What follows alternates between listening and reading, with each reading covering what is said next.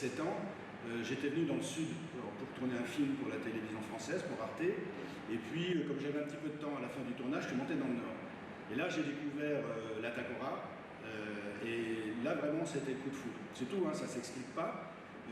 J'ai visité les premiers tatas. J'ai visité le tata d'Alphonse, que je connais maintenant, qui est un ami. On se connaît depuis 16 ans. Je vais chez lui régulièrement et j'en connais plein d'autres. Voilà. Il y a quelques années, je ne vivais pas au Bénin, j'étais en vacances. Et avec la famille, on est allé, on a découvert, on est rentré de la Pendjari, on est passé par Bokoumbe, où on a donc découvert les tatas. C'est une découverte relativement récente finalement. Et ça a été un vrai émerveillement de découvrir cette architecture, sa structuration sociale, familiale, l'ingéniosité. Ce qui m'a plu, il y a évidemment toute la structuration de l'espace et comment chacun a son espace, du plus âgé au plus jeune. Et ce qui m'a aussi beaucoup plu, c'est la dimension esthétique, comment lorsque tout est fini, les femmes font ce travail de décoration du tata, qui en fait descend au-delà d'une maison, d'un simple objet utilitaire, un objet artistique et créatif. C'est ça qui va beaucoup.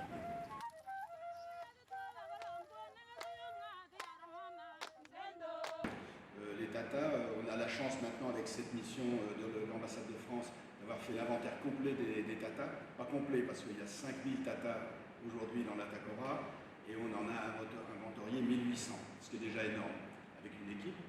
Et voilà, donc c'est un patrimoine qui est passionnant, qui est intéressant. Le tata, c'est pas simplement une maison, c'est un lieu de vie, c'est presque un endroit mythique, un peu, on va dire. Enfin, bref, le tata rassemble beaucoup de choses. Et voilà, et puis ce sont des bâtiments, des habitations uniques au monde, on les trouve qu'ici et au Togo. Et voilà, donc je crois que ça vaut le coup, ça valait le coup de mettre la lumière sur ces habitations originales et de leur donner toute leur valeur. La disparition des tatas, c'est vraiment un phénomène très dommage. Et depuis quelques années, on a constaté vraiment ce phénomène. Et les tatas ne sont plus construits comme c'était avant. Ça diminue. Et c'est quelque chose qui conduit à la perte de notre culture. Et c'est comme si sans les tatas, un état-mari n'existe pas. Notre habitation à l'origine, c'était les tatas. Et si nous n'avons pas un tata, c'est que nous ne sommes pas les états-mari en fait. L'essentiel dans la vie d'un état-mari, c'est le tata. Il y a même des états-mari, je peux le dire, qui ne connaissent pas ce qu'on appelle tata.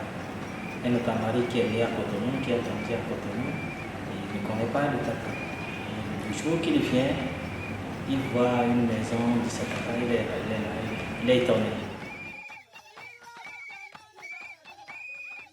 C'est que très tôt, nous avons été, peut-être appelés, certains ont été pris pour l'éducation par exemple, ou bien l'exode aussi, a fait qu'il y a eu une rupture de liaison entre nous et nos parents. Que la transmission là nous a vraiment, il a dit, cette rupture de connexion là a permis de perdre un peu d'informations.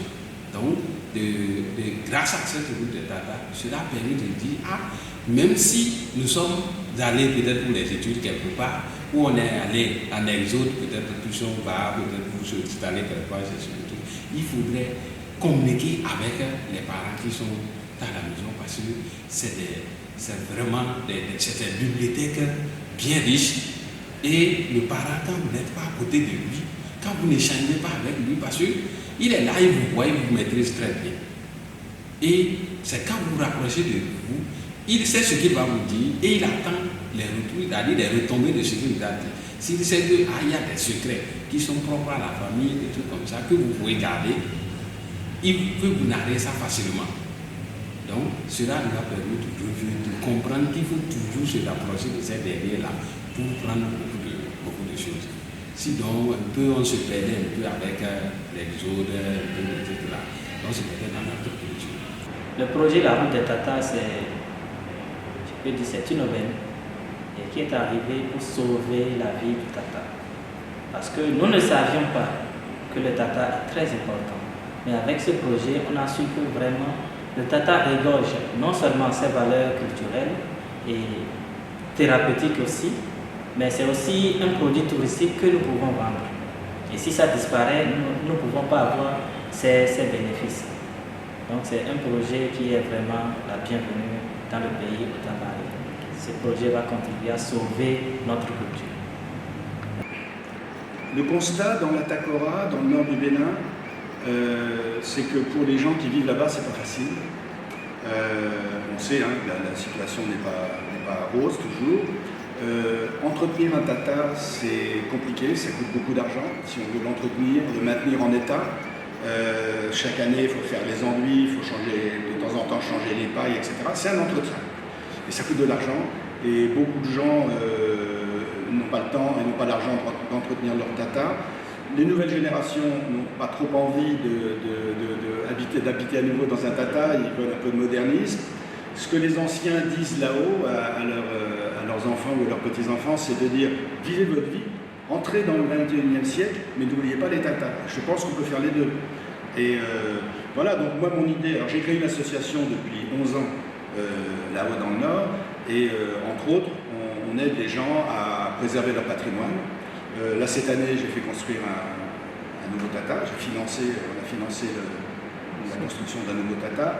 On aide les gens avec nos peu de moyens, parce qu'on a très peu de moyens, on aide les gens à entretenir leur tata, à changer les pailles.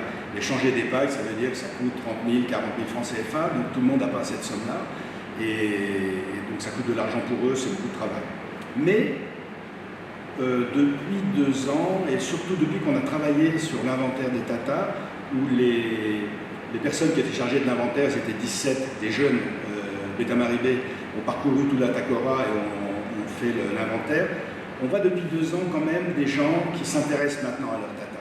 Et rien que le fait d'avoir travaillé là-bas, l'inventaire était fait par des gens de la Takora, par des jeunes, du coup, pas des anciens, mais on va dire les gens de 30, 40, 50 ans se disent maintenant, mais c'est vrai que les tatas, c'est un patrimoine à sauvegarder, c'est notre patrimoine, et quand il n'y aura plus de tatas, il n'y aura plus de peuple tamari.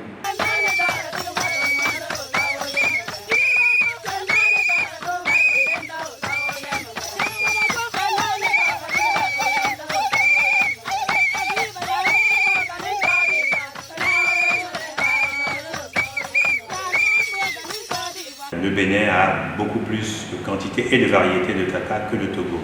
Mais comme souvent au Bénin, nous avons le potentiel et c'est souvent d'autres qui l'exploitent ou qui en profitent. On a pris du retard pour plein de raisons. Les Togolais ont été plus vite, on fait classer ça. Aujourd'hui, les nouvelles sont plutôt bonnes. Le gouvernement a décidé de prendre les choses en main. La procédure, quand vous voulez inscrire un projet au patrimoine mondial de l'UNESCO, la procédure est relativement longue. Ici, ce sera relativement rapide puisque la chose, les Togolais ayant déjà ouvert la voie, il s'agit d'une extension du label vers le Bénin. Pour ça, il faut un certain nombre de critères, il faut faire l'inventaire, ce qui a été fait. Il y a un certain nombre de garanties en termes de préservation, de conservation. Tout ce processus est en train d'être fait par la direction du patrimoine et de la culture du ministère des Affaires étrangères et on devrait assez rapidement récupérer, comme les Togolais, le label Patrimoine mondial de l'humanité par l'UNESCO. Et après, toujours la question du patrimoine, c'est toujours la question de la vie du patrimoine. Il ne s'agit pas seulement de donner un label, mais comment on fait vivre ce patrimoine pour qu'il perdure. Et bien ça, c'est la mise en tourisme. Ce qui peut sauver les tatas, c'est la mise en tourisme. Beaucoup moins que de pousser les jeunes générations à réhabiter dedans. Les choses évoluent, les gens changent, mais on peut garder un noyau historique, culturel et touristique. Et c'est à ça que moi, de mon côté, mon agence travaille pour que la dimension touristique puisse créer de la richesse et permettre d'entretenir ce patrimoine exceptionnel.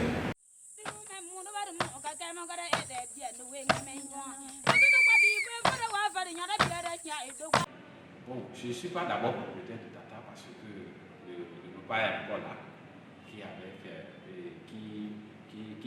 gère encore le Tata que nos ancêtres nous ont laissé. Donc je ne suis pas propriétaire direct, mais je suis dans une famille où on a un Tata qu'on gère tous ensemble. Puisque si je dois faire mon sacrifice, si je dois faire les cérémonies de mes enfants, je me rends vers le papa. jusqu'à ce qu'ils ne nous laissent. Mais en partant, il y aura quelqu'un qui a formé pour la relève.